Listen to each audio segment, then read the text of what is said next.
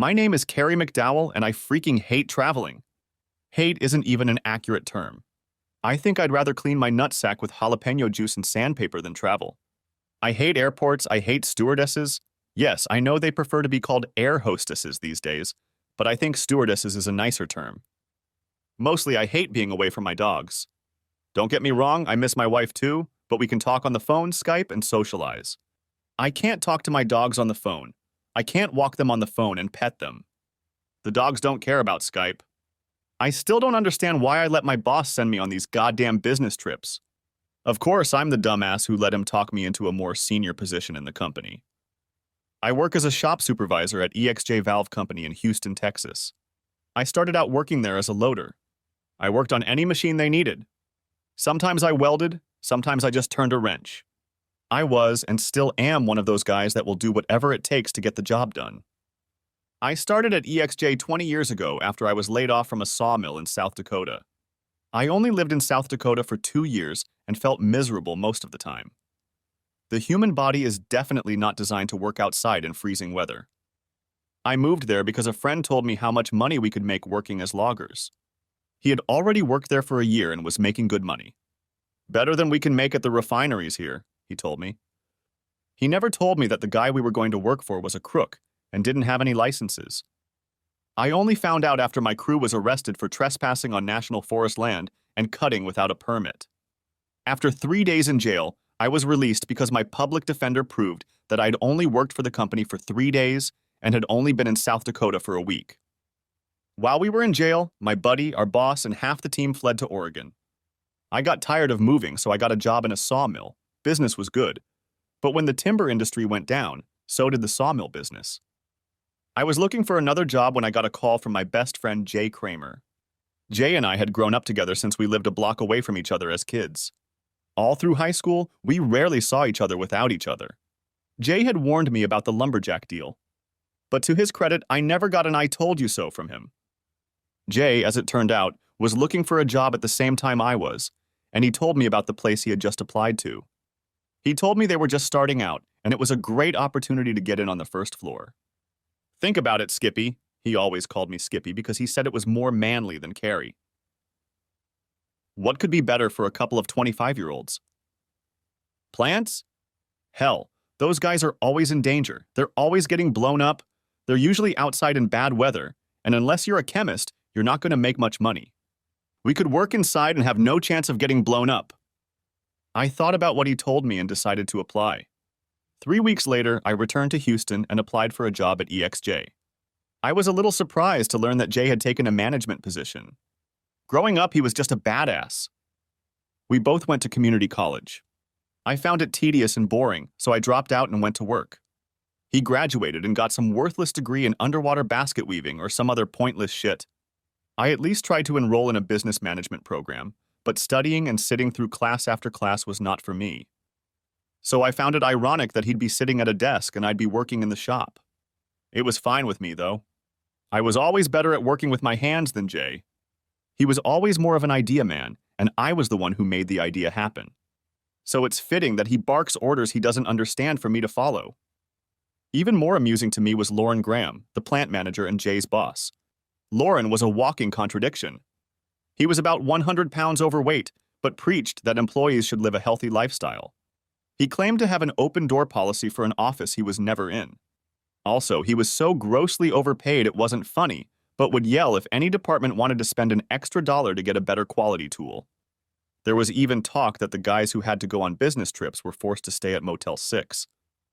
He was also a devout Christian, but was also married to a woman named Pam who looked like a star. I didn't care about his faith or his fake-looking wife. What bothered me was the fact that this great judge of men allowed Jay to be around his wife any amount of time unsupervised. Jay was an egregious lover. Every year at the company Christmas party, I observed the same scene. Jay spent most of the evening dancing with Pam. Lauren would sooner or later end up at a corner table with his suppliers and a few of the more obnoxious sycophants. As soon as the booze flowed to Lauren's table, Pam and Jay would disappear. After my 3rd year with the company, I stopped going to parties. It was cheaper to stay home and drink, and I didn't need to dress up. I always found out the next Monday about what I missed from coworkers, and those stories never changed. The year they decided to move the party from the company conference rooms to the banquet room at the Jenkins Hotel, I had to laugh heartily. Lauren was such a curmudgeon, but I heard Pam pushed him for a more lavish setting. Some of us thought she was tired of having fun with Jay in the offices and wanted a proper bed. Jay and I always had a joke that by the time we were 40, we would have entertained every woman in Houston. So you can imagine my surprise when Jay approached me at my 30th birthday party and introduced me to his fiancée, Brandy. Now let me paint you a picture. My height is 6'2", and for most of the last 15 years I have weighed 220 pounds. I didn't exercise until I took my current position. Jay is 5 feet 7 inches and weighs probably 140 pounds. He's small and wiry but moves like a guy twice his size. I always expected that if Jay ever tied the knot, it would be with a 36-24-36 bombshell hottie with an IQ like a turnip. Brandy is at least 5'10" tall. She can't be called thin, but she can't be considered fat either. She's curvy in all the right places and soft where a woman should be. Not the empty-headed pair of boobs that Jay usually chases after, let alone dates. I couldn't wait for him to get out on the golf course to get the story. As it turned out, I didn't have to go to the golf course to get the story. Brandy told me everything. She and Jay met at a management conference in Baton Rouge. As she told it, she was getting off the elevator when this fake plastic whore Barbie ran into the elevator and quickly closed the door. She was about to shout an insult through the closing door when she was knocked down by this bumbling goon who was chasing Barbie, and all her notes went flying. I laughed as I pictured Jay, athletically built like a cat on polished linoleum, chasing Pam around the hotel, while Lauren no doubt bragged to the others about what a great guy he was. She told me that this jerk, she pointed to Jay, who had a "who am I" look on his face, helped her gather all her notes and over a cup of coffee put them in order. They had dinner that night and the next. She had an architecture firm in Conroe, so they could continue to meet after the conference. I wondered how Pam handled being bypassed for a bigger girl. As I spent more and more time with them, I started to like Brandy. Not in a, hey, I want to shake the shit out of you kind of way, but like loving a sister. In a way, she became the sister I always wanted. My real sister was always a total cunt, so I was excited about the idea of having a sister that I could be around for more than 10 minutes a year. At their wedding, I was the third person to dance with the bride. After he danced with Pam once, I took Jay aside and told him that if he ever hurt Brandy, I would beat the crap out of him in a heartbeat. He replied that I had nothing to worry about. His days of sodomy were over. My days, however, were in full swing. For several years, I had fun with anyone who had a pulse. There were weekends when I went to bed with 6 different women. Unfortunately, I also drank too much.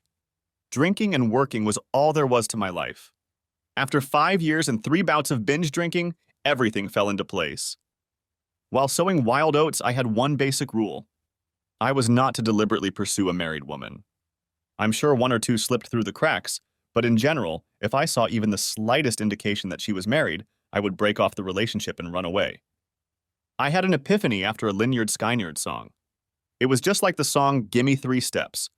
Only the place wasn't Jug, it was Ron's, and her name wasn't Linda Lou, it was Sandra or Mona or some shit. I didn't ask him to give me 3 steps, I took them. What started out as an ordinary Friday night changed my life forever. I was at a bar in Deer Park, dancing with my new acquaintance. I didn't even have time to find out if she was married or not. I knew it was obvious from all indications that she wanted to get laid, and she was paying more than enough attention to me. As we were dancing, I saw a guy heading our way. I knew from experience that when a guy walks through the door and heads straight for a dancing couple, he doesn't tend to cut in. I saw the gun on his belt before he pulled it out. I said to the girl, "I think your husband is unhappy." And her eyes widened and her jaw dropped. She turned to face him, but he was looking right at me.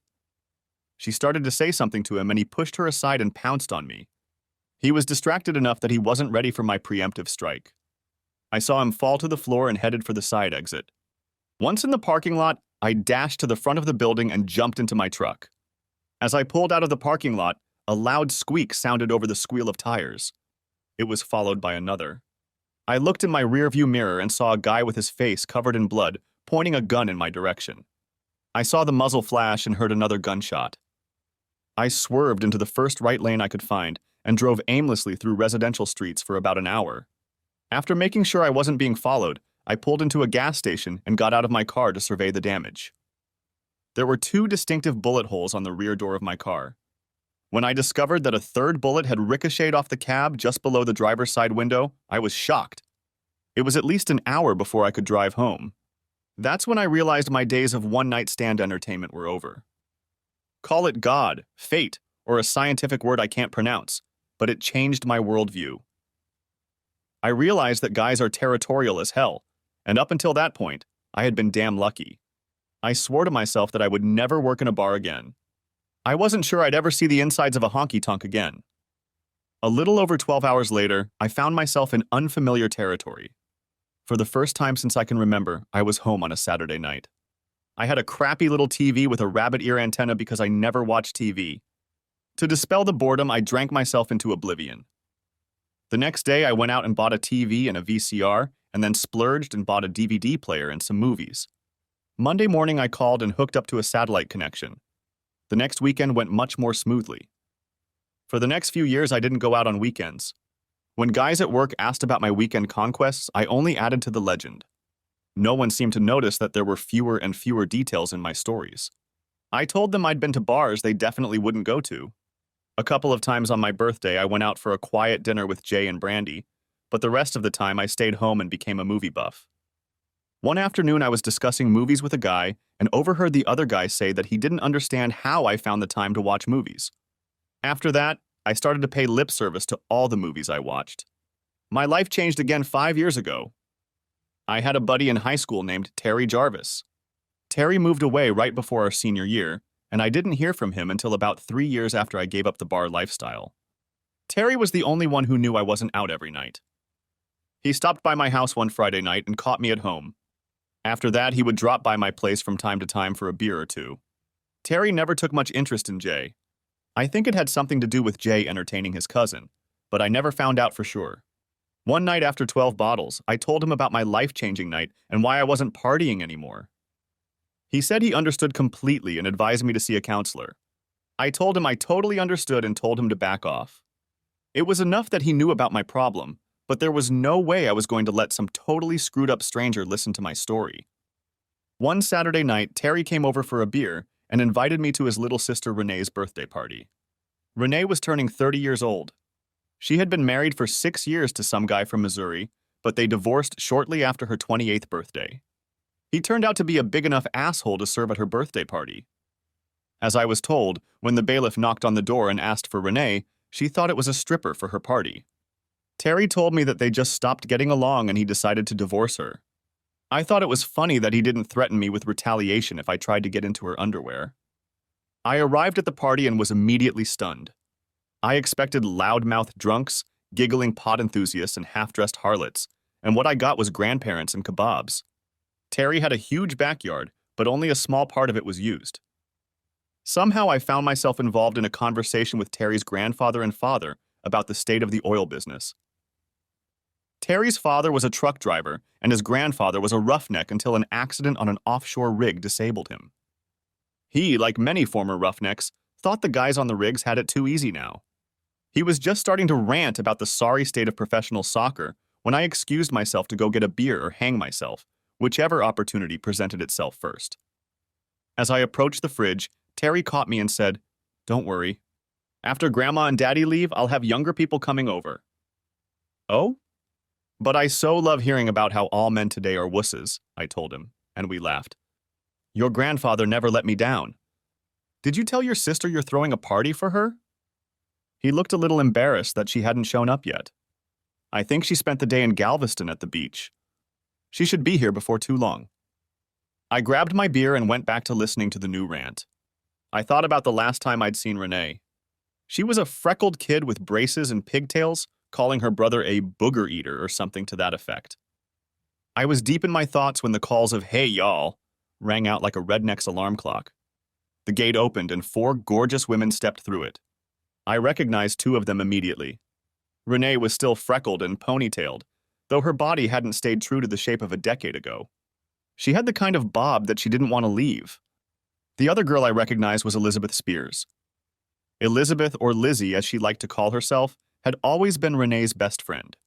Lizzie was a pot-bellied girl with braces and spots adorning all her clothes, And if you had told me back then that those two would grow up so beautiful that even a blind man would play sports, I would have laughed in your face. I was truly at a loss for words. Renee walked over and greeted her grandfather and great-grandfather. I couldn't do anything but nod at her as she looked in my direction. I tried like hell not to look like a ravenous fool, but I suddenly remembered that I'd only been with my hand for the past few years. A short while later, I was staring at Lizzie across the gathering. Yes, I was staring and most likely drooling. I was so engrossed that I didn't notice Renee standing next to me. Worse, I didn't notice that she was talking to me. Huh? I asked, trying to sound courteous but failing miserably. Renee laughed and replied, I said I could introduce you to her so you wouldn't stare from afar. I laughed. No, it's okay. I just can't get over how much she's changed. And neither have you. I still remember you trying to embarrass my brother and I when we were on your parents' terrace with the Froder twins. Yeah, I could never get your attention back then. Hell, even now I'm having a day and you're staring at Lizzie. I was taken aback. My attention? Since when did she want my attention? I struggled to find the right words when she let me off the hook. I don't blame you. She's hot. Actually, so are you. Yeah? I'm glad you think so. My boyfriend thinks so too. He's a lucky guy, I said with a slight tinge of jealousy. Where did you meet Mr. Lucky? Mr. Lucky? Are we just a little jealous? She looked at me cheerfully. You shouldn't be. You're a dozen years younger than me and the sister of a close friend of mine. Just don't tell me I'm your brother's best friend. If you wanted me, Carrie, you wouldn't stare at me like that. Even the frogs in the grass can see where you're looking. It's okay. She's young, and more importantly, she's lonely and looking. Who says I'm looking? I asked her. Terry told me about you. Come on, Carrie, you've never been the type to hide in a hole. He invited you here to find a good woman. You found her, and all you do is stare at her. Staring at who? I turned to see who it was that asked, and looked into Elizabeth Spear's arctic blue eyes. I turned to look at Renee. She had one of those I got you good smirks on her face. I was stunned, and my brain was working at 100 miles a second trying to think of what to say. I knew I must look like a total pervert. Thankfully, Renee relented and said, Some pretty girl who was standing over there. Lizzie turned to look where Renee was pointing, and Renee nudged me in the ribs with her elbow. Talk to her, she muttered softly. I must have missed her, Lizzie said with a strange look. Yeah, I think she popped out of the gate or something, Renee said, elbowing me in the ribs again. Yeah, but I gotta go, honey. I have to get up early. I'll see you Wednesday night at your party, Lizzie said to Renee. They both moved towards the gate, with Renee casting glances at me whenever Lizzie seemed to be looking the other way. My next goal was to sneak out of the party before anyone invited me to another party, which I was sure was going to be at the bar. For the rest of the evening, I managed to avoid Renee by going from group to group. Finally, I said goodbye to Terry and his wife Linda and headed home. I figured that after all the beer I'd had, I'd go straight to sleep. One part of me was angry that I had avoided an invitation to the party and a second attempt at hooking up with Lizzie. The other part was glad that I wouldn't have to come up with some lame excuse not to go. I ended up wiping one out by imagining Lizzie and Renee doing a body shot. Monday night after work, I headed to the grocery store. I am always on the lookout for girls I may have rejected during my wild days. As I moved through the aisles looking at the merchandise, I saw Lizzie walking down the other end of the aisle I was in. I figured if I saw her close enough I'd say hi to her, but remembering the upcoming party, I wasn't about to go out of my way to run into her. I was looking through the frozen pizzas, trying to figure out where I would get the most bang for my buck when I saw her again. She was looking at the frozen entrees. I moved down the aisle toward her, looking at the frozen pizza options. When I looked back, I saw some slob in a dirty white wife-beater peeking at her from behind. She didn't seem to pay him any attention. I watched him pretend to look at the diet frozen meals in the display case next to the display case she was peeking into. I say he was pretending because in his cart were several containers of bacon, several bags of potato chips, and a case each of soda and beer. Hey, you should probably be more careful or you'll melt everything in the freezer, he told her. Did he really damn say that? I thought, trying to suppress a laugh. Without wasting a second, she walked over to me and asked, You don't like it when people leave the shit they don't need in the wrong section of the store? I wasn't quite sure what she was getting at, but I played along. Yeah, some people are just too damn lazy. Yeah, honey. Remind me to tell the next clerk that there's a misplaced item in the freezer department that definitely belongs in the fat slobs aisle. I was at a loss for words and started laughing as hard as I hadn't laughed in a long time. The guy in the ladies' beater turned an unusual shade of red and raced on his tail away from the freezer department. Lizzie and I stood laughing together for a few more minutes. One of the guys quickly grabbed his dinner from the TV and stepped aside as if wanting to pick up something from the two of us. I want Chinese food, she said. I glanced at her basket and didn't see anything Asian in it. So, like a dummy, I mumbled, I think the Asian food is in aisle 8. The sounds of laughter filled the frozen food aisle again. This time, Lizzie was the only one who got the joke. She looked at me and stopped. Oh, are you serious? I suddenly realized the situation. Oh, well actually, I didn't think a young hottie would invite an old fart like me to dinner. But I know a place nearby if you don't mind. An old fart?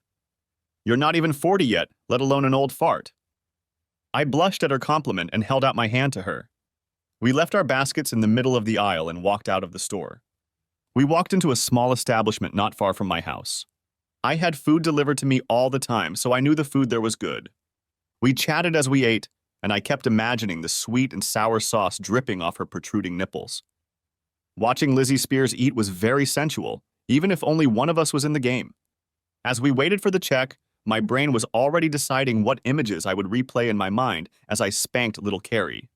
I was brought out of my pre-masturbatory wool gathering by a simple question. So your house isn't too far from here? Yeah, I replied, thinking she was making conversation. I live across the park, about 3 blocks from here. Well, your house is definitely closer than mine, so let's go. A few sweaty hours later, she lay next to me and panted. Do you know how long I've been dreaming about this, Carrie?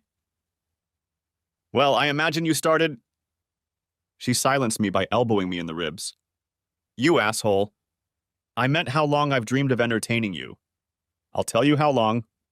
Remember the night you and Terry were vacationing in the old camper? Yes. I remember we vacationed in that camper many times. I'm sure you and Renee did too. Yes, but we never had guests. Lizzie saw recognition flash across my face. Yes, that night. I tried in vain to remember exactly what I'd done, but the image was fuzzy.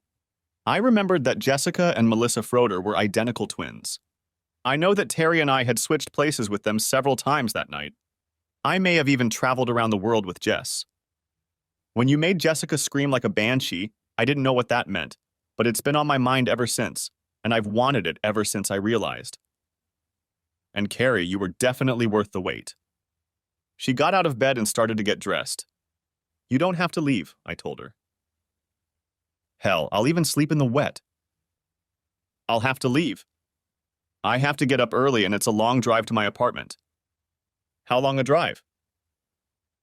My apartment is in Galveston, so it's a pretty long drive.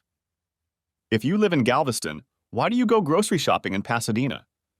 Seriously, who drives 30 miles for groceries? Don't the stores in Galveston sell frozen food? She sighed. Carrie, you're a gorgeous man, but you're just not thinking too fast. I lay there in a daze as she finished getting dressed. She came over and kissed me deeply. I'll see you Wednesday. Sure, I said, not realizing what I had just agreed to. As the door closed, it hit me that she was following me. I suddenly felt stupid. See you Wednesday, I said into the darkness. Shit, it's Wednesday. Renee's birthday. Son of a bitch. I'd been duped. All day long I'd been on edge about the whole birthday thing. My buddy Cliff asked me why I was in La La La Land the whole damn day. I told him I was invited to an event I didn't want to go to. Just dodge the call, bro. It's simple.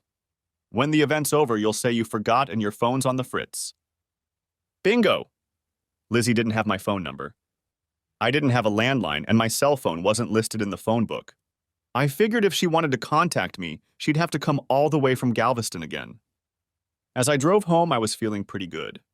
On the one hand, I might not get another chance with Lizzie, But on the other hand, I wouldn't have to face the crowds at the bar.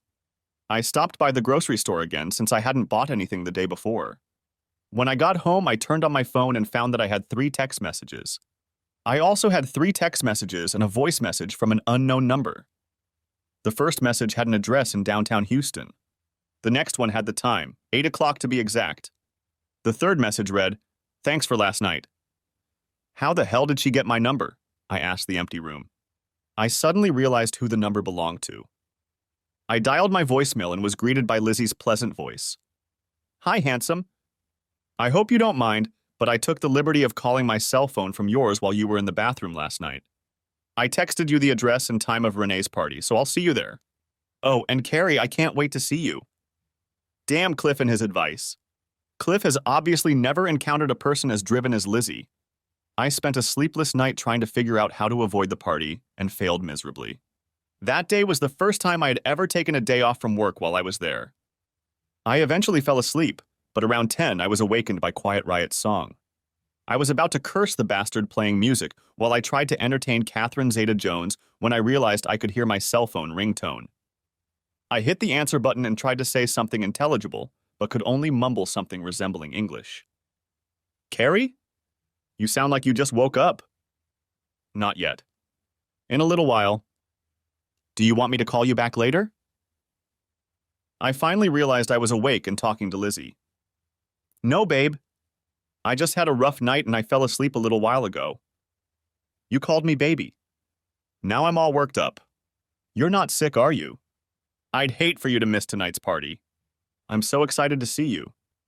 I almost played the card she dealt me and told her I was too sick to go, but I heard the deep disappointment in her voice and told her I would come. She let out a joyful squeal and a kissing sound and hung up. I fell asleep immediately and dreamed of an endless string of maniacs with guns while I danced with Catherine Zeta-Jones. Finally, waking up around 1:30, I watched TV. There were cheating spouses on Jerry Springer. After a few hours of stultifying daytime television, I showered and dressed for the party. You go without fun for a few years and then you foolishly hit on the first chick you see? I have no idea why, but my inner monologues always sound like a bragging high school senior. Maybe I was whipped. For the first time in my life, a girl was pursuing me. I've pursued and participated in too many failed relationships to count. In my time away from bars, I never once thought of any of the women I'd slept with over the years. Not even the one that almost got me killed. And then there was Lizzie. 29 years old, smart, funny, and damn attractive, she wanted me, she haunted me, and occupied most of my thoughts. Was I in love? Not yet, but it didn't take long for that to happen. I was also sure the feelings were mutual, even though I was past 4 and a little softer in the middle. I got to the club a little before 8. As I got out of the car, I heard a rumbling bass from the sound system. Looking around, I didn't see Lizzie's Miata anywhere. I walked to the front door, where a greasy-haired guy in a cheap suit asked for my ID. He examined it, nodded his head toward the door, and told me to enjoy my vacation. As soon as I walked through the door, smoke, pulsing lights, and loud trashy music washed over me. I usually have classic or southern rock playing in my truck or at home, so I'm not familiar with loud shit with its electronic squealing and spacey sounds. The place was packed with assholes of all stripes. I expected to see a crowd like this on a Friday or Saturday night. It made me wonder if any of these people had jobs. I spotted Renee at the other end of the floor and started making my way through the sea of tattooed guys and dressed-up little girls. Once again, I was reminded that my youth was ancient history. Almost every bastard in this place had more metal sticking out of his body than my truck. I was somewhat comforted by the fact that I'd never visited a bar like this and was unlikely to encounter any ghosts from my past. As I made my way through the squirming masses and laser lights, I found a surprised Renee. She was saying something, but from 3 feet away, I couldn't hear her over the rumble of boom, boom, boom, boom that seemed to permeate the air. "I didn't expect to see you here," she shouted in my ear. "I didn't expect to be here either," I shouted back at her. "How did you even know?" And then a surprised expression appeared on her face. "Lizzie told you, so she—" The expression on my face must have confirmed her thoughts. I couldn't read the expression on her face, but she paused, about to say something. I noticed her attention was on me and turned to see what had caught her attention. I was at a loss for words. I saw Lizzie walking through the parted crowd. It seemed like every jock in the place was trying to talk to her as she walked by. A couple guys who approached her only got a dirty look. I can't blame them for pouncing on her. She was definitely the epitome of beauty.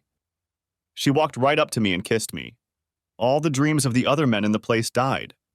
You could almost hear the air coming out of their egos. I'm so glad you came, baby. I've been waiting all day for this. She turned to greet Renee. Then she and Renee started talking. I couldn't understand anything from their facial expressions, and I certainly couldn't hear a damn word they said. After their conversation, everyone in the group moved to an area farther away from the dance floor. It was less crowded and they could talk. Yelling still had to be done, but there was no need to invade personal space. Everyone was drinking and having fun. After a few beers and a shot of Jack Daniels, I decided I could handle the dance floor.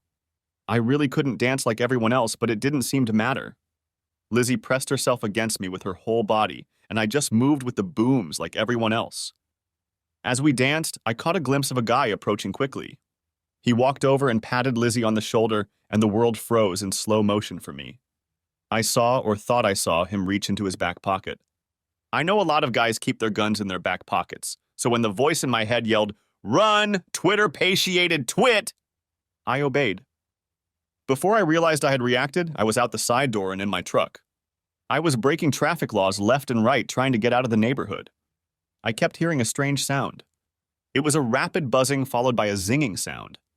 I mentally counted how many times I heard it. 8 times. The guy must have had a semi-automatic to fire 8 bullets at me. I drove a few blocks away and then got on the freeway. I was already flying down the freeway when the sounds came again. Shit! He's chasing me. I didn't know who this guy was who had the audacity to shoot at me on a busy freeway, but I knew there was little I could do to stop him. Then the shooting stopped as suddenly as it had started. By my count, there were 16 holes in my truck. Call the goddamn pigs! Yes. The police would stop him. I reached for my cell phone and was about to dial 911 when I noticed I had 2 missed calls. I'd have to deal with them later, since getting this fool to stop trying to kill me was a higher priority than buying Amway or donating to a cop relief fund, although a cop on the line begging for money would be better than no cop at all. I was about to hit the 9 button when the phone rang. It was an incoming call from an unfamiliar number. I pressed the talk button and shouted, "I'll call you back. I have to call the police to stop this asshole shooting at me." I disconnected the call, and a sudden thought struck me like a George Foreman punch. I steered my truck across 2 lanes and onto the freeway. I stopped at a fast food place and got out of the truck. I didn't find any holes. I sat back down and sat there shivering. The buzzing of the phone brought me back to reality. I answered it to hear a distraught Lizzie. "Renee said you got shot?" "What the hell, baby? Are you okay?" "Where are you?" "Yeah, I'm fine. It was just a false alarm. I'm on my way home. I'll talk to you later." I got out and started the car. I must have sat with the car running too long because an employee came out of the restaurant to see if I needed help. I assured him I was fine and drove back to the feeder and then down the highway toward home. A half hour later, I made it home. I slipped out of my clothes and put on some comfortable shorts. I grabbed my bottle of Jack and sat down on the couch. I turned on the TV for noise. I didn't watch it. I just wanted to not feel completely alone when I was drunk to the point of unconsciousness. I felt stupid and humiliated. How could I mistake the buzzing of a cell phone for the thumping of bullets? How could I look Lizzie in the eye again? I wondered if I should go get a bottle of Jack. I weighed all the options and decided that Jack would be enough for me, mainly because all the liquor stores were already closed. I was drunk but not yet passed out when someone started banging on my door. My first fear was that someone had called the police because I was acting crazy. I walked to the door, ready to come up with any excuse the police would buy into. When I opened the door, I saw not Johnny Law but Lizzie, who still looked awesome in her red dress. I opened my mouth to apologize when she jumped into my arms and hugged me tightly. I couldn't get a word out as she apologized over and over again. I told her she had nothing to apologize for. She was ashamed of herself for pushing me to go to the bar after I had gone through the trauma. She told me that Renee had told her what had happened to me and that the group that had gathered at Renee's party had agreed that I had PTSD. "Renee's boyfriend is a therapist," she said. He works with a lot of guys who came back from Iraq and helps them deal with PTSD. He's agreed to talk to you tonight when you have some free time. Here's his card. She held out the business card to me, but my eyes were too cloudy to read it. I wish I'd known about this sooner, Lizzie continued. I could have been more attentive and helped you avoid a panic attack. She pressed up against me and kissed me. I think this part of the evening is coming sooner than I had planned, she said. The next day, we both excused ourselves from work. When she left the next night after dinner, we agreed to meet on Saturday. Soon we started meeting every Saturday. 3 weeks later, we were spending Friday and Monday nights with each other. We spent the entire Memorial Day weekend naked and sweaty. While our Texan friends grilled brisket and ribs, we performed the Kama Sutra. 4th of July weekend, we got dressed up and spent the day at Jay's house. Lizzie and Brandy got along great, and Jay was finally happy that I was dating the same woman. Brandy even remarked that she was glad I was settling down. I was impressed that Jay managed not to let it show. Maybe I wasn't the only one who had changed. The rest of the summer, we spent more and more time with Jay and Brandy, either at my house or Jay's. We traveled to Galveston a few times. Lizzie's condo was only a block from the beach, so we didn't have to find parking on a busy street. Of course, hurricane season in late summer made people nervous. Many old-timers were betting that Texas would suffer. Many said we were overdue. Every time a tropical storm popped up, people prepared for the worst, either an influx from Louisiana or having to flee on their own. Labor Day weekend was somewhat overshadowed by the approach of Hurricane Gustav. Many people from Louisiana streamed into the Dallas area to escape its wrath. We received some rain and wind from the hurricane, but it was nothing more than a normal thunderstorm. A week later, we learned of the devastation Hurricane Ike had wreaked on Haiti. Most meteorologists predicted that the brunt of Ike would hit Florida or New Orleans. However, most Texans were watching cautiously. On Monday, there was a 20% chance that Ike would hit Houston. By Thursday, authorities informed Galveston residents that they should leave the city, and Lizzie came to me to stay until the storm was over. On Friday, authorities informed Galveston residents that it was highly undesirable to remain on the island, and many neighborhoods below sea level were evacuated in anticipation of storm surge. Stores were emptied and many residents left. On Friday afternoon, Houston residents were told to stay put because it had become too dangerous to flee. My parents called me from Dallas Friday afternoon and asked if I could come to their home and make sure everything was still okay. They had left their house 4 days ago and had rented a hotel room for 2 weeks. I laughed and told them that no one is allowed in Galveston, much less on the Bolivar Peninsula. Mom just sighed and said she hoped everything would be okay. Friday night, Lizzie and I went to bed listening to the wind howling outside the window. I woke up every now and then during the night, hearing the shutters banging and the rain hitting the walls of my house. After waking up at some point, I realized that the house was unusually dark. I could still hear the storm raging outside and wondered how long it would be until morning. I tried to sleep some more, but soon gave up. I slipped out of bed, leaving a sleeping Lizzie under the sheet. I went to look at the television and found that the power was out. The battery-powered radio informed me that Ike had made landfall around 2 in the morning, had already moved inland and was weakening. The reports were bad. Someone reported that the piers at Galveston were destroyed and that the storm tide was at least 12 feet on the Bolivar Peninsula. I did not go to bed that night. After the storm, we were without power for 5 days. I stocked up on enough food to last a month. We received ice and water daily from various relief groups. Most of the people in line for ice and water had a dazed look on their faces.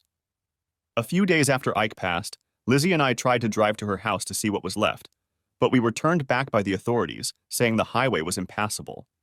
It was another 4 days before we could get to Galveston, but by then, we had already seen the news reports and aerial shots of the devastation. We also heard about the missing people from Port Bolivar. They had rescued over 100 people and were known to have left over 100 more calling for help when the Coast Guard suspended flights. I was glad that my mom was an anxious person and made my dad flee early. When we were finally allowed to see Lizzie's apartment, we found that she was gone. In its place was a huge pile of rubble, and the keel of an overturned yacht protruded from where her living room had been. Lizzie's office was no better. She worked in a boarded-up building overlooking the seafront. It was painted bright yellow with green trim and white accents. It fit in well with the overall motif of local businesses. Old-fashioned shingles communicated the name of the establishment. Now the cheery yellow facade was gone. All that remained was the front entrance plaza, which was tiled toward the street. I hugged Lizzie as she mourned her losses. Among the wreckage of her apartment, we found nothing that could be salvaged. I was glad she'd figured out to move all of her irreplaceable belongings to my house. While searching for her boss to determine a plan of action going forward, we found out he was one of hundreds of missing persons. His body was found 2 weeks later in the ship channel, still in the pajamas he went to bed in that night. My parents' house on the Bolivar Peninsula was also wiped out. When I was finally able to get to their property, all I could see were the supports. I took a few pictures and drove back home. I looked around and tried to make sense of it all. It was only a month ago that I was there. Mr. and Mrs. Garrett were painting their house a serene blue. Mr. Preston was cleaning his car, and Mrs. Preston and their youngest daughter were tending to the flower beds. The new people who lived directly across the street were taking measurements and planning the landscaping. Now, as I looked around, all I saw were fallen trees, empty lots, and washouts. More than 100 people were reported missing, and I hoped that no one I knew was among them. Life went on as usual. Mom and Dad had heard from their neighbors, and they were all safe. They were all homeless and waiting for FEMA to stop stalling. Lizzie decided not to try to get help from FEMA when I suggested she move in with me. The move was not difficult. All of her possessions were already at my house. She was able to buy the rest of the necessities with the money she received from her renter's insurance. She quickly found a job near the Johnson Space Center, and my job went south as we had to deliver spare parts to damaged refineries. By Halloween, our lives were back to normal. I proposed to Lizzie on New Year's Eve at Jay and Brandy's party in front of everyone. She said yes, and we set a wedding date for June. We got married the first weekend of June on the beach in Galveston. It looked strange without the piers, but some of the buildings were being restored and life was quite normal. Shortly after we returned from our honeymoon cruise, I came across an offer on a house for sale in Seabrook. The house had been damaged in the hurricane and was selling for pennies. After touring the house with a contractor friend, I bought it and spent every spare minute over the next few months renovating it. We moved in at the end of August and settled in nicely. We were able to cut 30 minutes off the commute for Lizzie and add 5 minutes for me. All was well and fine until 2 years ago when Jay called me into his office. "Carrie, why are you still working on the floor?" he asked as I walked into his office. "Because Lauren just won't let me have his job," I replied with a smarmy look. "Seriously, haven't you ever thought about trying to move up in the company?" "Jay, you know me. The only reason you and I are in contact is because of our history. Management doesn't like me." He then zeroed in on me. "Carrie, I'm going up another notch. I'll be just below Lauren, and all floor managers will report to me. I want you to take one of the new floor manager positions." Why do I get the feeling that a big member is about to enter the conversation? "This position requires more traveling. This position requires more traveling." Those words echoed in my head the rest of the day and all the way home. I already had to travel at least once a year because every salesman had to play service technician from time to time. I even took advantage of the fact that Renee's therapist boyfriend helped me enough to let me go to a bar or two with the other guys from work. On the way home, I stopped and bought 12 bottles of Bud. Lizzie saw the beer and said, "Uh-oh? Did we have a bad day at work, my sweetie?" I walked over to her and kissed her. "Yes, I was offered a promotion." "Yay, so a beer in honor of that." "Not really. I'm not sure I like the offer." I then told her about my conversation with Jay. "Traveling is fun, honey. I don't know why you don't like it. If it didn't mean being separated from you, I'd find a job that required more traveling." "Yes," I said. "Traveling is good when you go to places like New York or Milan. And I go to holes like Prudhoe Bay in Alaska and Chum Creek in Alabama. The only scenery I see in my travels is pipelines and sweaty assholes with ass cracks showing." "Well, I think you'll make a manager, and you'll sweat less coming home in the evenings." "As long as you don't make me sweat," I said, looming over her. She squealed and ran up the stairs, and I rushed after her in pursuit. The next morning, I told Jay that I accepted the job. To this day, I regret agreeing. I found that the only thing better than groping at TSA was the financial parsing that Lauren's brother and Walt's accounting manager subjected you to when you turned in your expense report. I once had to stand there and explain why an extra cup of coffee showed up on my expense report. "I bought a service tech a damn cup of coffee," I said to Walt. Then I pulled 4 quarters out of my pocket and slapped them on his desk. Don't worry about it, Wally. This cup is on me. That day ended with me leaving work after Lauren and Jay gave me a requiem prayer for acting stupid with Walt. In the evening, Jay came to my house as I was looking through the job search ads to beg me to come back. I came back the next day. The next time someone was to take a trip, they should have read a list of rules for spending company money on the road. At least I knew that if I was on the road and a problem arose at home, Jay's help could be counted on. On my last trip, the valve on the toilet bowl jammed and the bathroom flooded. Lizzie called me in a panic, and I told her I would call her dad and have him fix it. Her father had a hard time with the plunger. Dad wasn't home, so I called Jay. He said he would go and help Lizzie clean up. I called Lizzie back and told her help was on the way. In the evening, when I called Lizzie, she looked tired but told me that Jay was a godsend and helped clean up all the water. When you hang the title of manager on a guy off the floor, it's like gelding a stallion. The mares or roughnecks want nothing to do with you. In their opinion, you have crossed over to the other side and are no longer trustworthy. Plus, you feel like an asshole if you have to cave in to a guy for doing something you yourself have been doing for years. Studs or other managers don't look at you as an equal. At least Lauren and Jay had the foresight to put me in charge of a different group of guys than the one I had worked with before. But unfortunately, that group had the highest number of failures in the field, so I was tasked with improving that. For the first 6 months, I was immersed in learning the processes used in the day-to-day operations of my group. I immediately tried to improve several tasks that I thought were silly and useless. This led to me running into engineers on an almost daily basis. Finally, one day I told Lauren and Jay that if they wanted me to appease the eggheads, I would tender my resignation right on the spot. I knew that design engineers didn't like people poking holes in their processes, but most of them didn't know much about how things were done in the workplace.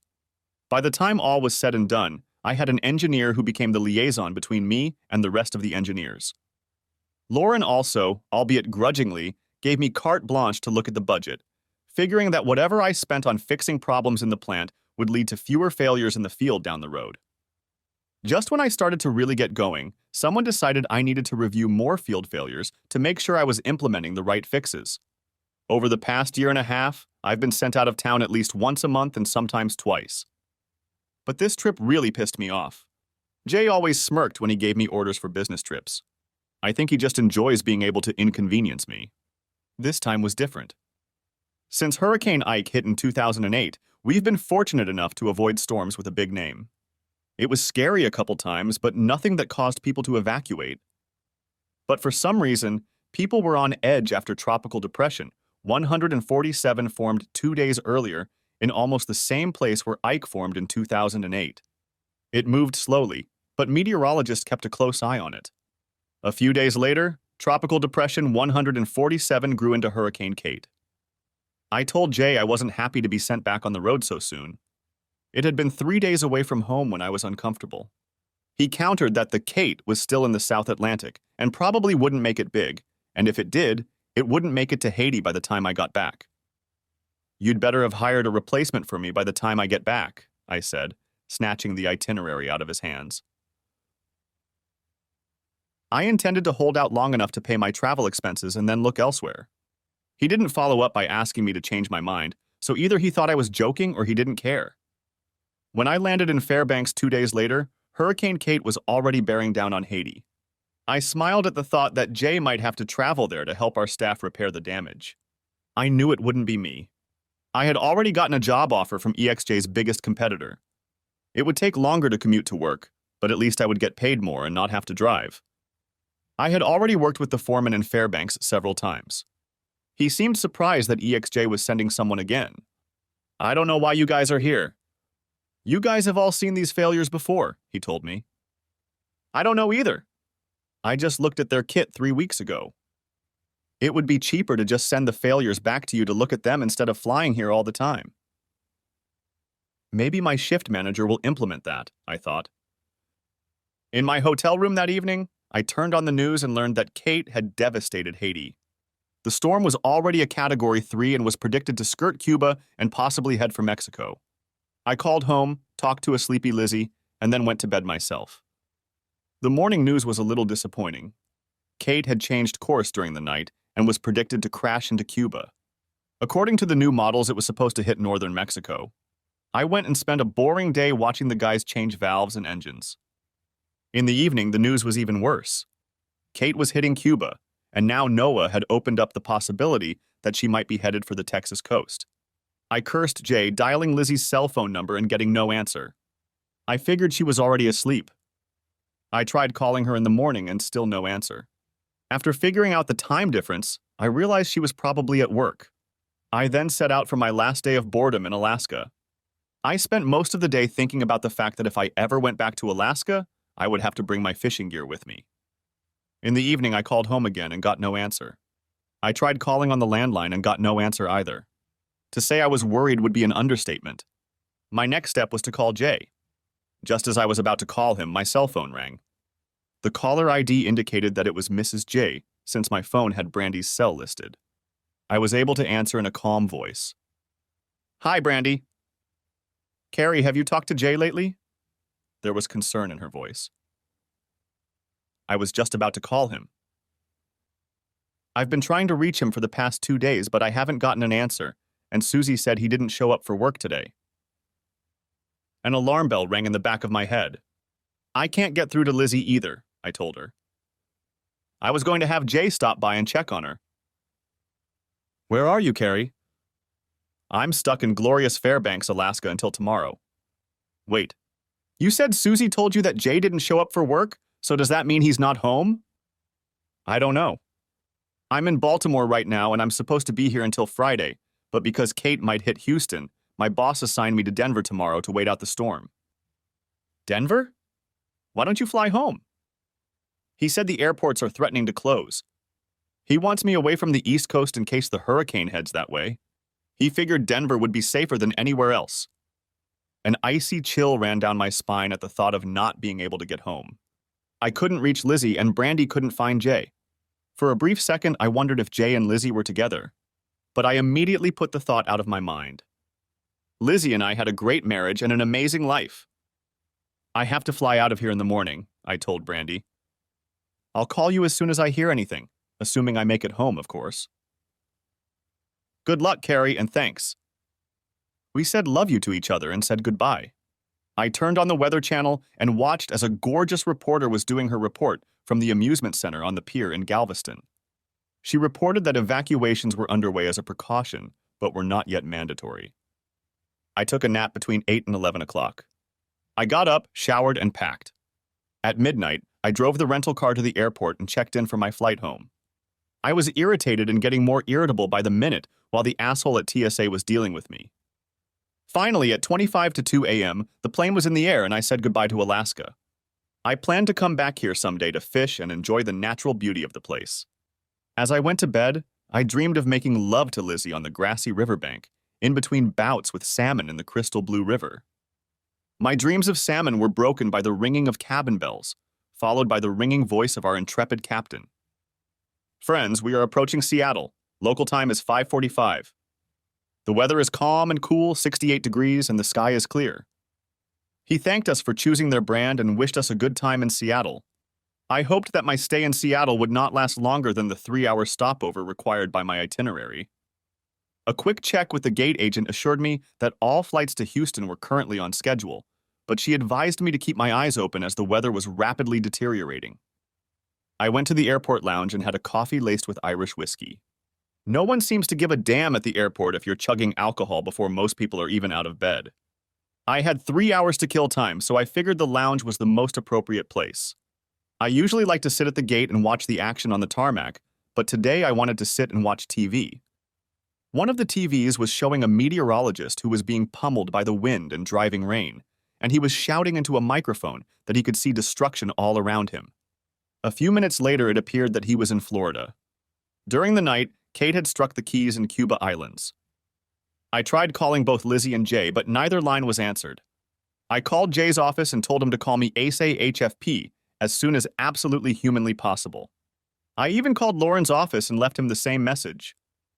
Lauren called a half hour later and said they were closing the plant in the afternoon until the storm passed.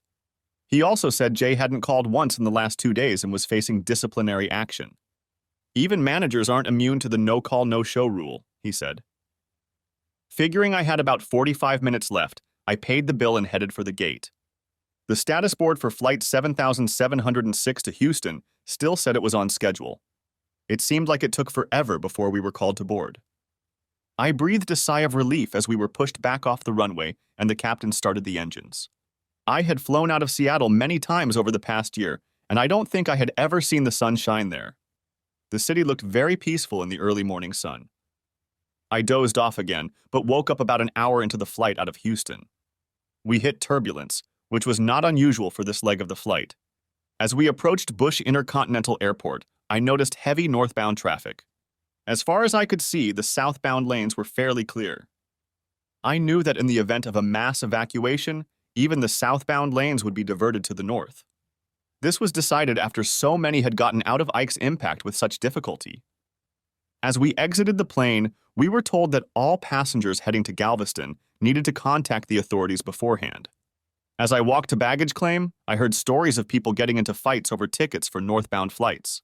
Several airlines were preparing to suspend operations due to empty return flights. I packed my bag and headed to the transportation level to catch a shuttle to the parking lot. Lauren refused to pay for us to park in decent parking lots, so I always demanded about half of what I paid for parking. This time I decided I was going to demand the full amount. What could he do? Fire me? I called Lizzie and Jay again and got no answer. I called Brandy and left a voicemail saying I was back in Houston and would get back to them soon. I picked up my truck and was soon speeding down the freeway. The traffic was not as heavy as usual, and even less as I pulled onto the highway heading south. As I pulled onto the street leading to Seabrook, I was stopped by a police officer. He asked if I lived in the neighborhood. I pulled out my ID and showed him. "We are wary of looters since most of the neighborhood has been evacuated," he told me. "Is there an evacuation order?" "Not yet, sir, but I'm sure it will become mandatory tomorrow. Right now, it's just a recommendation." 3 cars with trunks passed by and I said, "Looks like a lot of people are following that advice." "Yes, sir." "I plan to leave as soon as my shift is over." "Be careful, sir." As I drove the remaining 8 blocks to my house, another dozen cars passed by, leaving the neighborhood.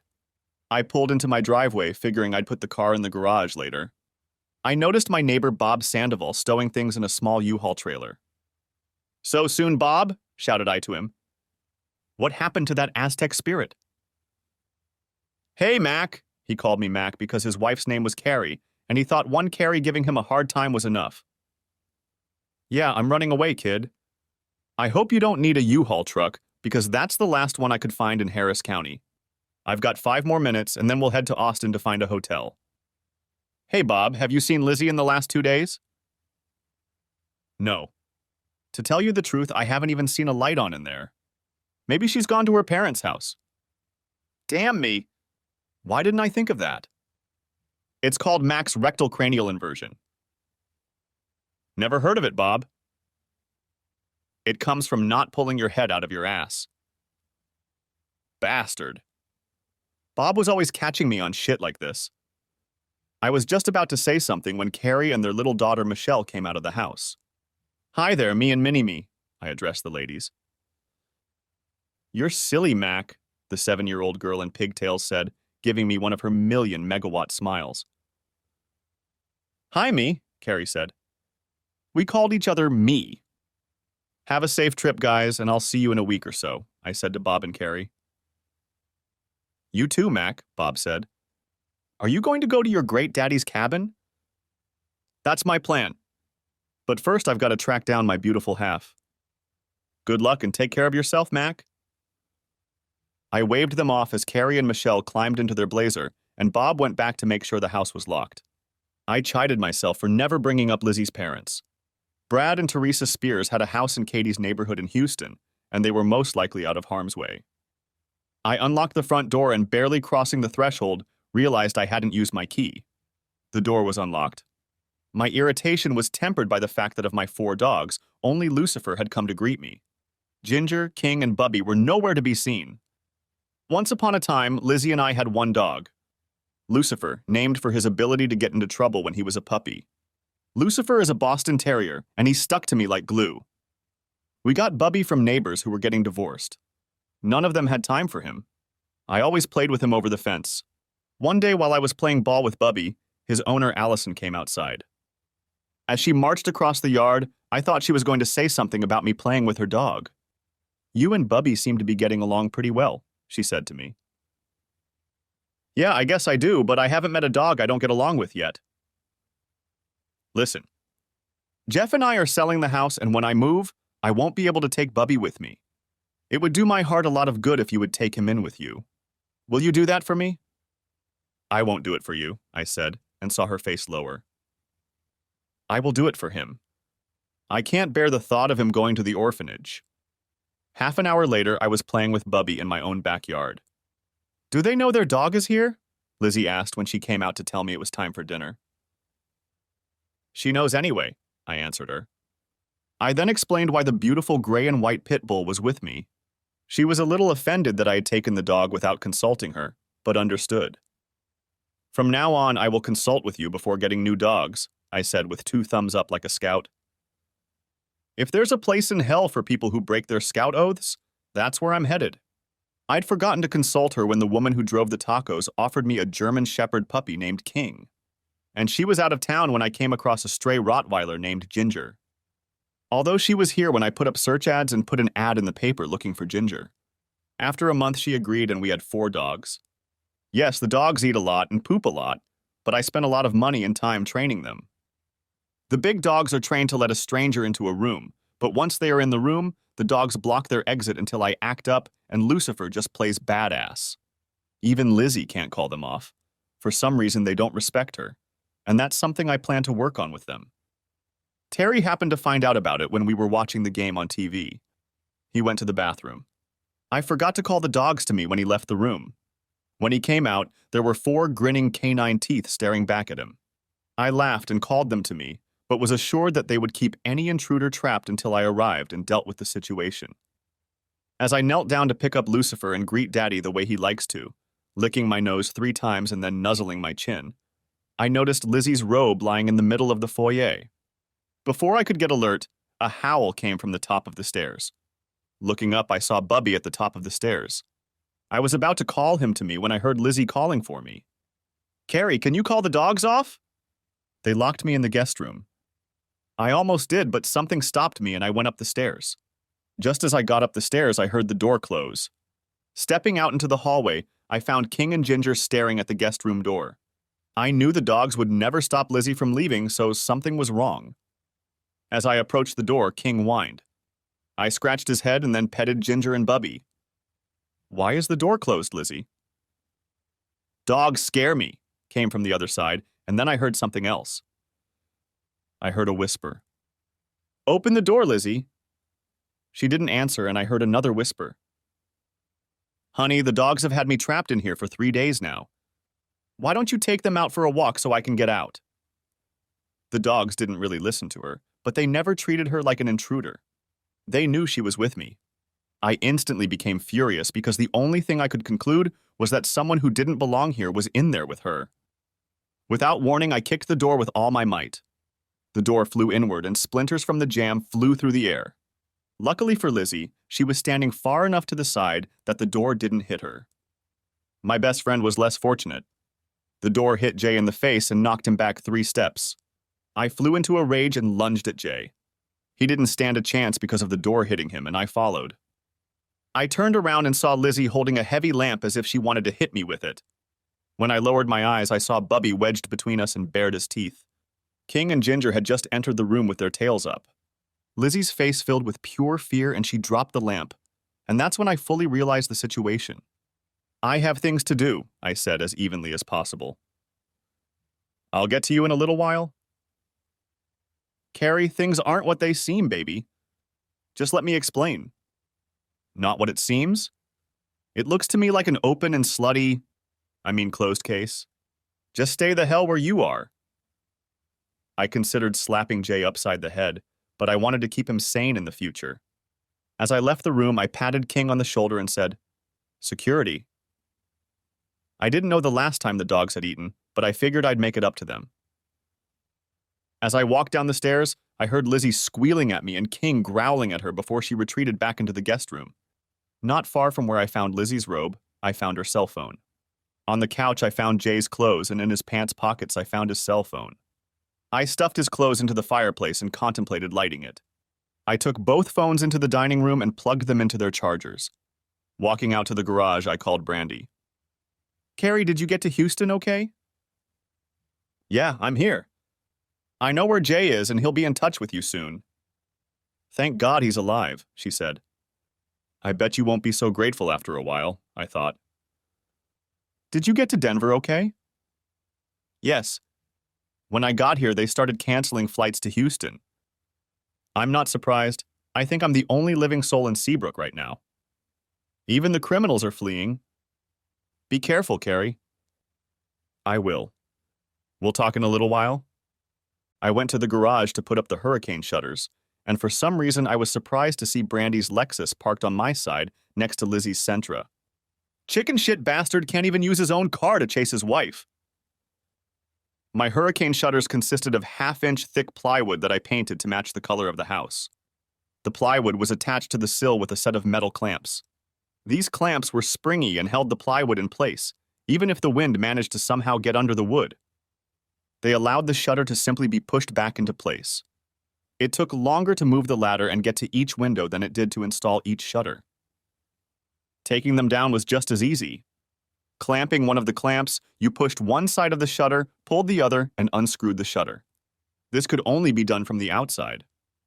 After an hour, all the shutters were secured in place on all the windows. While I was installing the shutters on the guest room window, Lizzie tried to open the window to talk to me or push me down the stairs, but since she was standing over me with a lamp, I couldn't be sure. I had one set of shutter locks left to nail the front door shut. But for this set, I had a different plan. I made my way to the kitchen and found a package of steaks in the refrigerator. I guessed that he and Jay were planning to eat steak to replenish their energy after all the work they had been doing. I cooked the whole steak and made myself a cob of corn and a baked potato. While my steak was resting, I cut the rest of the steaks into chunks and put them on 4 bone china plates that Grandma Lizzie had given us as a wedding gift. This china had never been used. It stood in the china cabinet and was dusted off from time to time, but Lizzie always lost her temper if I suggested we use it for food. I also pulled 2 silver spoons from the dresser. Silver, like bone china, was not to be used. I carried the 2 plates upstairs and placed one in front of King and the other in front of Ginger. No, I said, going down to get the other 2 plates. I picked up the other 2 plates and put one for Bubby and one for Lucifer. Lizzie stood there looking horrified. Are those steaks from the refrigerator? Yep. Looks like I made you some appetizers. Oops, I said, heading back down the stairs. I grabbed 2 silver spoons and 2 cans of Alpo. I bought dog food in 3 varieties. I bought large cans of Alpo for the 3 big dogs and Mighty Dog for Lucifer. I also bought 50-pound bags of dry food to keep all 4 of them fed. I opened the Alpos and stuck spoons in the top of the cans. Taking a jug of purified water from the counter, I went back upstairs. The 4 dogs were standing in front of 4 plates filled with steaks, staring at me intently. Lizzie was sitting on the bed, wrapped up in a curtain she had pulled down from the window. She was rubbing a spot on her arm. I couldn't see any blood, so I figured she'd gotten a warning from the dog. I was glad we didn't keep any clothes in the guest room. The dogs kept Lizzie and Jay out of the room, and they couldn't try to hide what they were doing. Her eyes widened when she saw the silver in the cans of dog food. I set the cans on the floor along with the water. I thought you bastards would be hungry, so I brought you some food. Eat up, because we're having a come-to-Jesus' meeting after dinner. You can't be serious. I deserve better than this Carrie guy. Really? You deserve better? Screw you. I deserve a wife and a best friend I can trust. Maybe someday I'll find them. Look, Carrie. I know that I left the room as she began to sob. I looked at the 4 sets of eyes looking at me and said one word. Ciao. I turned on the TV to the Weather Channel. Some guy in a raincoat was talking about the devastation Kate had wrought in the Keys in North Cuba. They were showing a satellite image of a big white donut in the center of the bay. The colored cone on the next slide claimed that with a 90% probability it would hit the Texas coast. Residents of New Orleans fled north, as did residents of the southern neighborhoods surrounding Houston. Before I finished eating, I pulled Jay's cell phone out of the dinette and turned it on. I watched him mimic the upside-down letter J 1,000,000 times to unlock the phone. I saw 3 phone conversations between him and Lizzie the day I flew out. I looked through his messages and found nothing. I did find 4 pictures of Lizzie saved in his photo gallery. I wanted to throw his phone against the wall with all the force I was capable of, but I decided I still needed it. I then turned on Lizzie's phone and found nothing in the call or text message directory. So she erases her phone and he only erases his texts.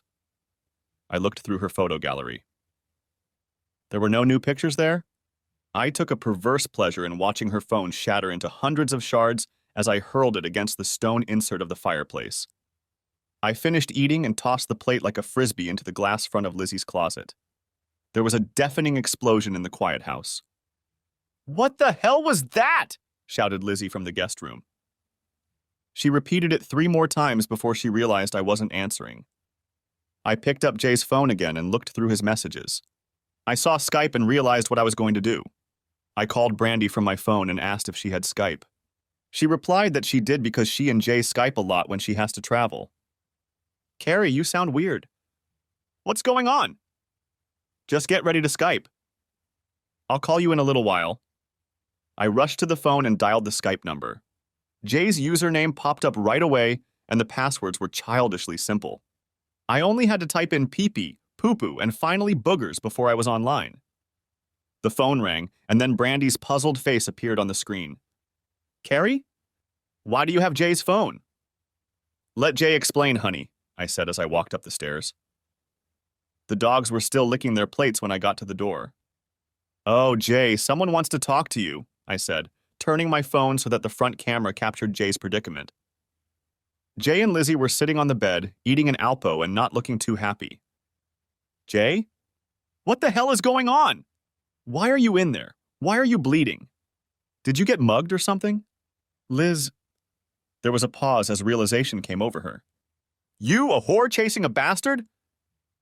"Baby, I can explain," he said. A mangled lip prevented him from speaking. "Screw you! I don't want to see your cheating ass anymore," Brandy said, breaking into sobs. I backed out of the bedroom and retreated to my bedroom. "Brandy, I need you to listen to me for a minute," I told her. "Why did they do that?" "Why?" she sobbed. "I don't know, but before I run away tomorrow morning, I will." "Can you calm down and we can question them now?" "I have help, so they're a captive audience." I slipped Jay's phone into my shirt pocket and grabbed a chair, which I took to the guest room. Jay stood up abruptly and Bubby growled. Jay quickly sat down. I positioned the chair so I was facing the 2 bastards, pulled out my phone, and pointed it at Jay. "No Carrie," Brandy said from the phone.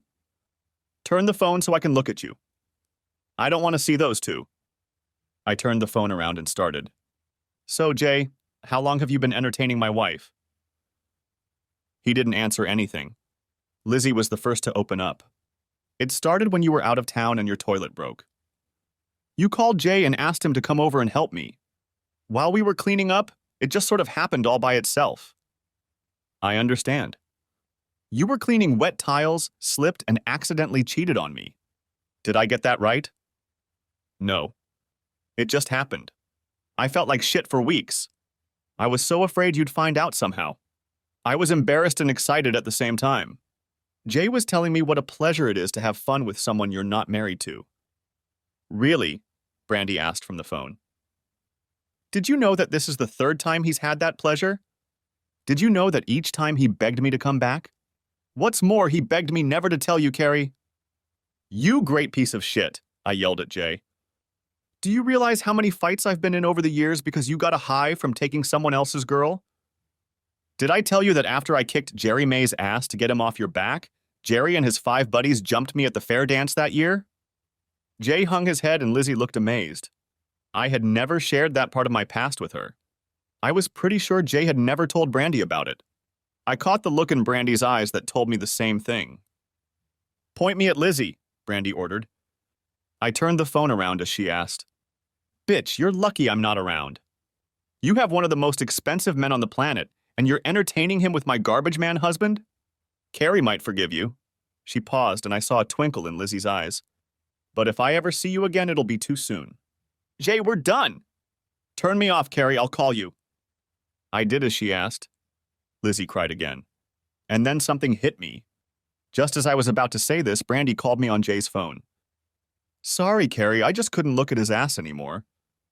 By the way, you did a great job on his face. You called just in time to hear another revelation, I said to Brandy. I looked at the couple on the bed. So you promoted me just to get me out of town more often? No. The promotion was legitimate. Lauren appointed you to the position a long time ago. It just took us a while to finalize the logistics.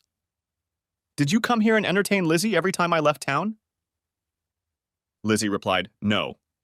This is the 4th time we've done this, and you've been out of town a few times.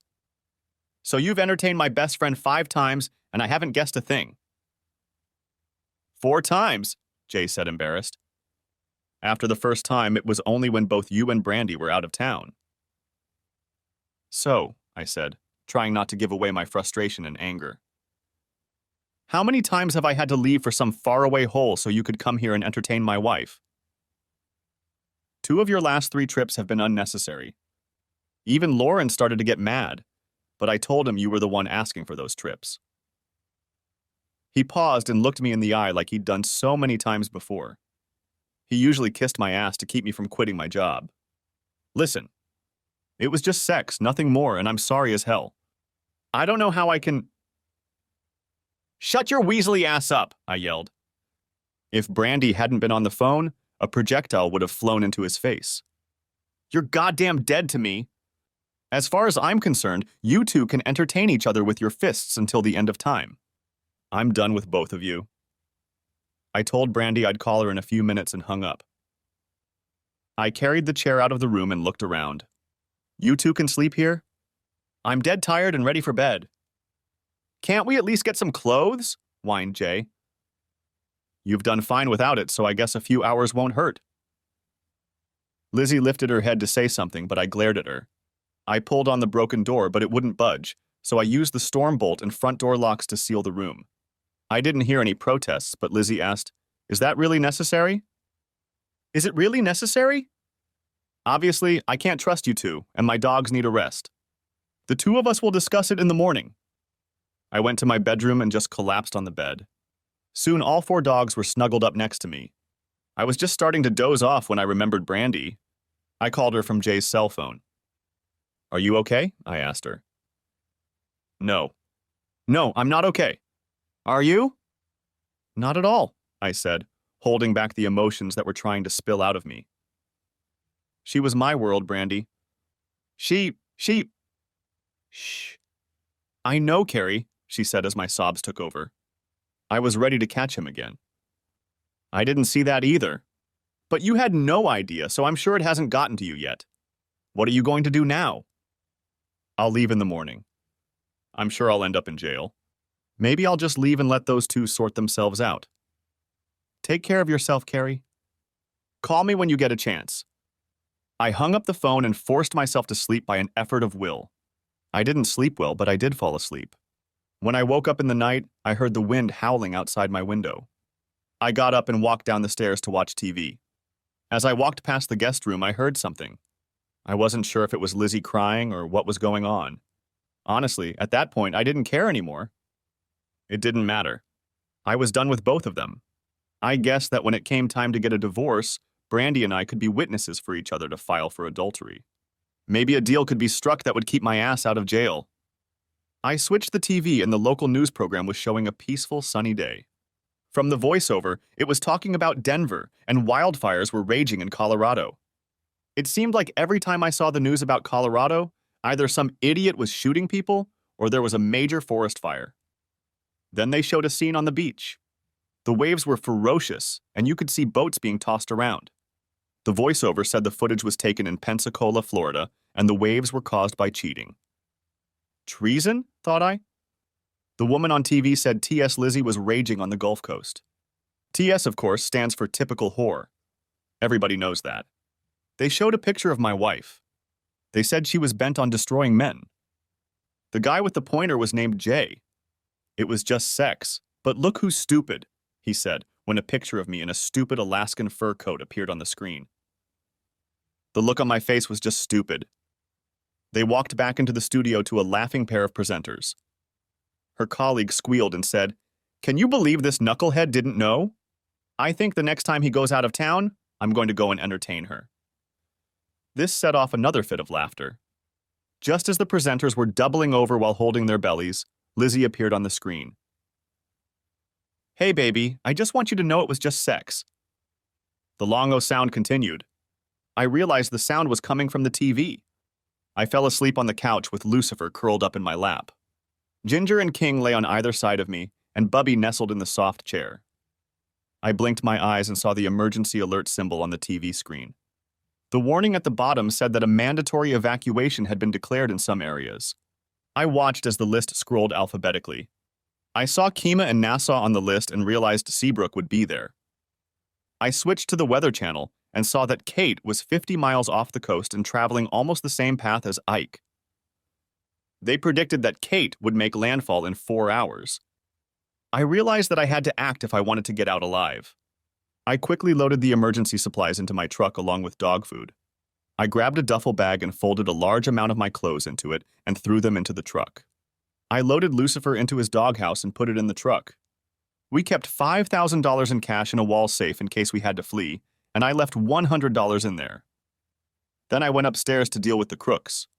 They were both asleep. Lizzie was lying on the bed. Jay was asleep at the foot of the bed, covered with a blanket. I knelt down and started shaking Lizzie to wake her up. "Lizzie, listen. They've ordered us to evacuate. You and those goddamn psychos are going to have to get your shit together and get out of Dodge." "Dodge? What? Where am I supposed to go?" "Please, Carrie, I promise I'll never have fun with anyone else ever again. Please let us stay together." I giggled. "Not exactly what you have to ask." "Damn it, Carrie, I love you. I need you." "Well, hell, you should have thought about that before you divorced that asshole. It's over between us. I can't even look at you anymore." "Well, isn't that great? First mistake I make and Mr. Righteous can't handle it. Look, babe, it was just not better than what we got, but it was good." "I'm no more righteous than the other guy," I said, trying to keep my tone even. "But I know what it means to leave everyone behind." "Do you love me?" "You have a hell of a weird way of showing it." I saw the wheels turning. I didn't know what she was going to say next. Jay muttered something and sat up. "Carrie, look, I'm sorry as hell," Jay cut in. "Screw you both, I'm out of here."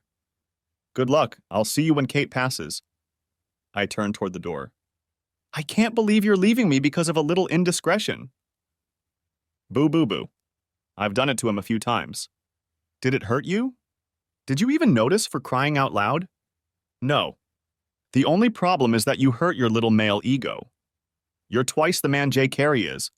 Act accordingly." "Screw you!" I yelled. "You know damn well that if you walked in here and saw me having fun with someone else, you'd shit yourself in Technicolor." "And you," I said, pointing at Jay. "How would you react if you walked in and found me having fun with Brandy?" "Hey, you want Brandy? Go ahead. Once you get her, you'll understand why I few—" Before he could finish his statement, my fist came crashing down on his head. He flopped backwards and scrambled into a corner. "Oh, macho man. You're a big tough guy. You hit a defenseless man just because he said something bad about your— You love her. Admit it, asshole. You love her, but you own me." "You've probably already entertained her," Lizzie yelled. "Lizzie, you don't even know what the hell you're talking about. You have no idea what love is. I'm leaving now. I suggest you assholes do the same. You should take me. I'm your wife. We'll work this out." "No, we won't. My wife wouldn't have fun with a classless piece of shit like him. You're just another whore who's been through my life. It's over between us. Here, I've dealt with it." "He doesn't mean anything, baby." "I love you, not him," she whined. "Let him go, Lizzie," Jay intervened. "We don't need him. After this is over, you can divorce him and he'll pay for you to stay here and have fun with me every day. He'll go to jail and his goddamn mongrels will go to the shelter." "Good luck to you," I said as I left the room. "Where am I supposed to go?" "Please take me with you. My car will never make it." "You can't leave me here." "Sorry, I only have room for my faithful companions." "You'll have to deal with the shit for brains there. You stopped being my problem the moment you let him seduce you." But if you're wise, you'll go to your folks. They'll be safe in Katy. I summoned the dogs to me and headed down the stairs. I could hear Lizzie yelling at Jay, trying to get him to get up and move. By the time I was halfway down the stairs, the noise of the storm had overridden any sounds the bastards might have made. I also noticed a strong odor of gas in the house. I wondered if I should warn those assholes upstairs to keep the lights off, but decided they were adults and would figure it out for themselves. I needed to get the dogs to safety. The neighborhood had already turned into a disaster zone. Roofing materials and pool covers were lying in the street, and branches of large trees were lying everywhere. I saw 3 burning houses and a 4th that looked like a bomb had exploded in it. By the time I got in my car, the wind was starting to roar. I pulled onto the freeway, but there were 3 accidents that hadn't cleared in time, so the highway was impassable. I turned around and headed into the thick of the storm. I was afraid I had waited too long. The wind was driving the rain sideways, and I could barely stay on the road. King's howl came from the back seat. I almost didn't notice the large pecan tree that had fallen into our path until it was too late. The next morning, the cameramen stood at the ready while the makeup artists fancied up the anchorman. "Can I get some sugar in my goddamn coffee?" he asked a girl with a sad face. She ran out of the set to fulfill his request. "I can't believe my grandmother's tree survived the hurricane," the blonde presenter said to no one in particular. "My orange trees got all messed up," the anchor said. "All that debris around is sure to keep the Mexicans from—" He was interrupted by a voice from the booth. "Okay, we're live at 10, 9. The voice interrupted, and the operator held up 5 fingers and started the countdown. "I haven't even gotten to— Good morning, Dallas. I'm Rob Valentine, and with me, as always, is the lovely Caroline Jennings." "It was windy last night, Rob." "Yes, Caroline. As you all know, Hurricane Kate, or the remnants of it, blew through town early this morning and is now wreaking havoc across Missouri and Arkansas." "Caroline?" "Yes, Hurricane Kate is still strong and wreaking havoc across the southeast." "We'll turn to Skip McAllister at the Weather Center for details." "Skip!" The man standing at the green screen suddenly looked fully awake. Moments before, it had seemed as if he had been dozing. "Thank you, Rob." Caroline. "Yes, Kate has returned to tropical storm strength and continues to weaken. But Kate carried the punch, and early this morning, Category 1 winds hit Dallas, damaging trees and roofs. Last night when it hit Galveston and southern Houston neighborhoods, the 150-mile-per-hour winds were already Category 4. Danielle Bridges live in Houston. All monitors show a woman in a raincoat standing among piles of scattered lumber and fallen houses." "Thank you, Skip. As you can see behind me, the devastation is indescribable. Many neighborhoods the authorities won't let anyone into right now." The camera showed a burned-out neighborhood from the helicopter. "We know of at least 4 neighborhoods like the one you see that were destroyed by fire before wind or storm surge even had a chance. Authorities believe they were natural gas explosions, either because of the storm or because people didn't take care to turn off the gas before fleeing the storm. So far, I've been told that only 110 people are reported missing, but authorities will know more when survivors start showing up. Right now, people are scattered everywhere." In the studio, Caroline had time to stop checking her face in the mirror when the camera aimed at her turned on. "This is so sad. We are praying for the people of Houston today." Rob looked up and said, "More news. 3 weeks after Kate's death." Poor man. Renee didn't need to ask who Linda meant. Carrie McDowell stood over the plaque that would adorn Lizzie's final resting place, even though Lizzie's body had not yet been found. "Didn't they bury Jay yesterday?" Renee's father asked. "Yes, and today he's burying Lizzie. Someone said his dogs were the only thing keeping him alive." After the service, people gathered at Carrie's parents' house. Carrie moved in with them after returning from his grandfather's cabin near San Antonio. His home was completely destroyed. A gas explosion had destroyed the house and neighboring homes before the storm surge flooded the neighborhood. Renee found Carrie sitting on the back porch looking up at the sky. It was overcast and threatening rain. "If you need someone, I'll be right here for you," she told him. He looked at her and gave her a half smile. "Thank you, Renee. You've been more than wonderful. You know, I should be like that. My brother is too afraid of making mistakes with people. He knows you're hurting and he can't help it." I know he loves me too. Carrie took a deep breath and looked at Renee. She cheated on me, you know. I found out just before I got back to Houston. Oh, Carrie. Are you sure? I'm sure. She sent the pictures to my cell phone. How does that prove she cheated? Most guys like that kind of thing. Not when she calls you by another guy's name and mentions that her husband won't be back for 3 days.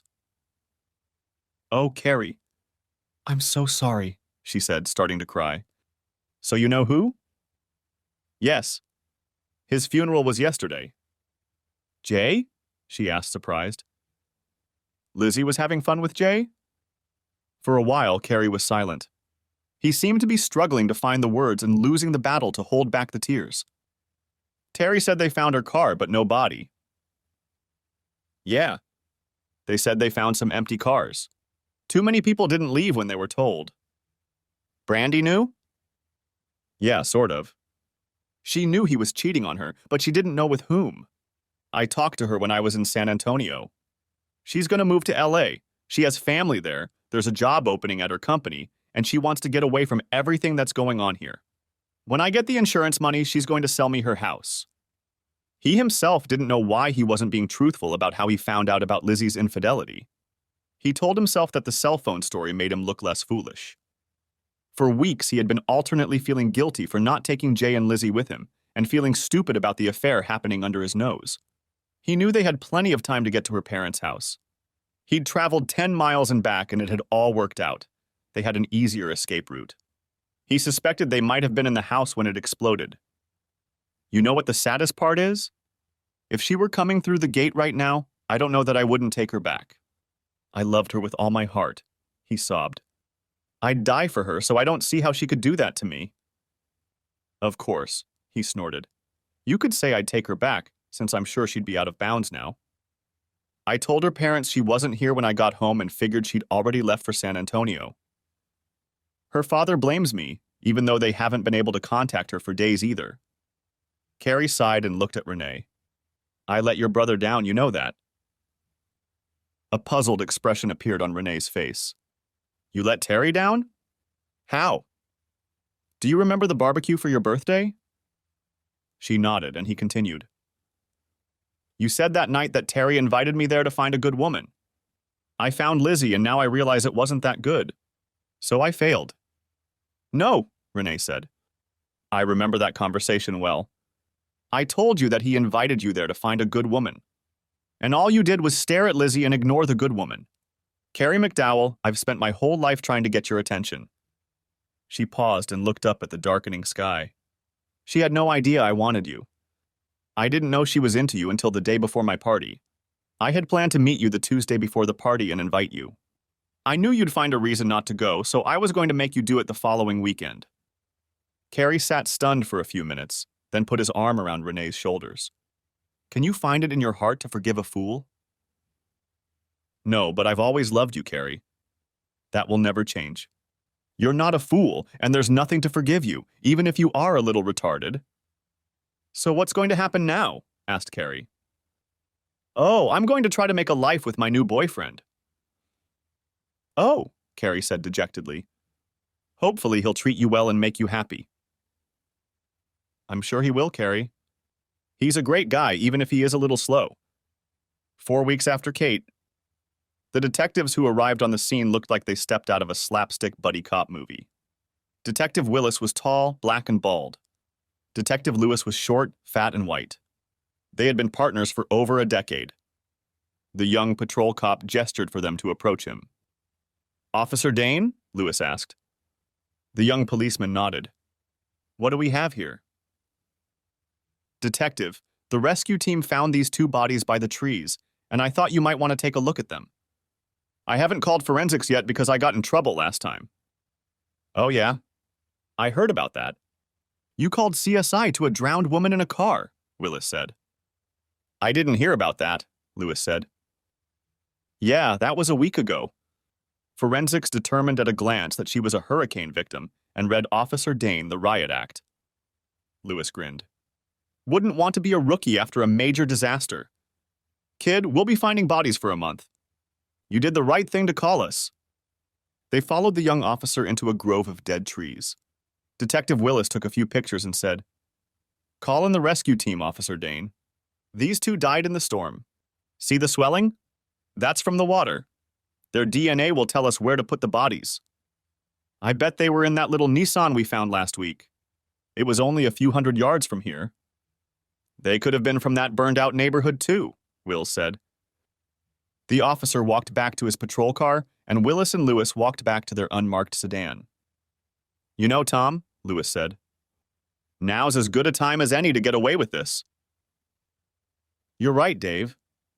I've wondered several times how many bodies were dumped here after the evacuation order was given. Too bad we don't have the time or resources to examine every body we find." "Yeah, that's right. Hey, it's lunchtime. Is there anything open around here?" Epilogue. 6 years later. The setting sun fades quickly when you're in the valley. 2 weeks had taught me that if I wanted to get back to the cabin before dark, I needed to reel in the rods now. This was my third fishing trip to Alaska since I had been here before Hurricane Kate. The only other time I was here was for work. Yeah, Lauren begged me to stay and made it so I couldn't help but stay.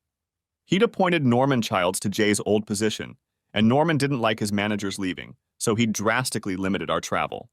I didn't complain one bit about this move. About 3 weeks after her official funeral, I got word from the coroner's office that Lizzie's body had been found.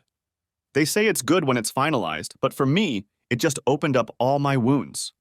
Her parents and I had a private service when we buried her ashes. I never told them about Lizzie's adventures. I decided to let them remember her the way I wanted them to. I believe they found Jay's body as well, but since his parents had died and Brandy had gone west, they had no one to notify. Brandy and I maintained a semblance of his first service and agreed to keep in touch. She found a good man named Charlie. I haven't seen her since we closed on the sale of her house, but she seems happy. She keeps hinting that I should come to LA and see her, but I'm hesitant yet. I stop at my post, whistle, and 3 dogs come running. They are never more than 100 feet away from me. King gets to me first, followed by Ginger. Sadly, Bubby died 2 years ago. About a month after I laid him to rest, a pit bull puppy showed up at my door. After weeks of ads and flyers with no owners, I got Jessie. While King and Ginger acted quickly, Jessie and Lucifer were slow. So with dogs in tow and tackle box in hand, I set out on the trail. Moments after entering the clearing that the cabin occupied, I heard a squeal heralding the approach of a 5-year-old. "Daddy!" I managed to drop my gear and catch Danny in mid-flight. "Daddy, Mommy's making hamburgers now, let's go eat," he said to me with the sense of urgency that only a growing boy can bring to dinner. My son hugged me and then ran to the booth. The 4 canines ran after him, leaving me to gather my gear. I entered the cabin and was greeted by the smell of meat and a juicy kiss from my wife. My 2-year-old daughter Jenna came running in with her arms held high. She too was waiting for hugs and kisses. "I didn't think you'd catch anything, so I started making burgers," Renee said with a smile. "Well, I guess we'll just eat 6 fish on my fishing rod tomorrow." I sold the house I bought from Brandy. It had too many memories of Lizzie and Jay in it. I lived in that house long enough to sell it, and then Renee and I bought a house in Baytown. The house had weathered 2 major storms, so I didn't have much to worry about. Lizzie and I never got around to having kids, and Renee never found the right guy. We decided that after my son or daughter was born, if Renee wanted to, we would not have any more children. Shortly after giving birth, I would have a vasectomy. We finally had the happy family we both dreamed of, albeit with the delay caused by someone not having a baby in time. Thanks for watching. I hope you enjoyed it, so subscribe to my channel and watch the next video.